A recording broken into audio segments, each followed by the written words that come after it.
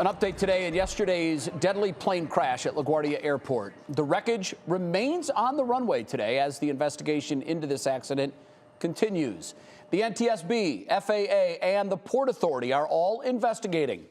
NBC's Tom Costello now has the very latest.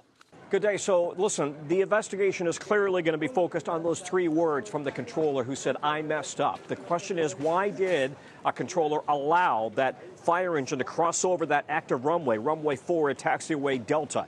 It is a cardinal rule that always at an airport on the field, air traffic has the priority and the right of way, not a fire engine, even with flashing lights. It is always the air traffic, because when you come in, landing at 130, 140 miles per hour, just like a freight train, you cannot stop on a dime and you cannot steer out of the way, right? You are going to have a collision if somebody pulls in front of you.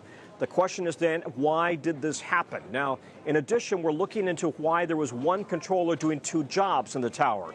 Importantly, that does not mean there was only one person in the tower. It means that one controller, though, was handling both ground traffic at that particular part of the airport in addition to the inbound air traffic.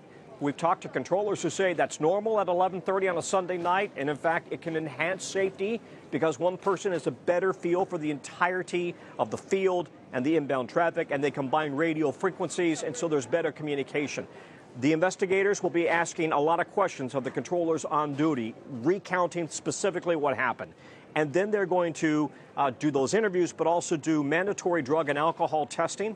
That's normal, any investigation. They're going to look into how much sleep the controllers on duty had in the prior 24, 48, 72 hours. They're going to also be interviewing the firefighters who survived. They'll talk to the surviving members of the crew, the flight attendants, and passengers who may want to share what happened. And then looking at the history of that particular plane. But all evidence right now would suggest this was not a mechanical issue. This, in fact, appeared to be human error, allowing a fire engine to cross onto an active runway when you're on an inbound Air Canada flight. Back to you.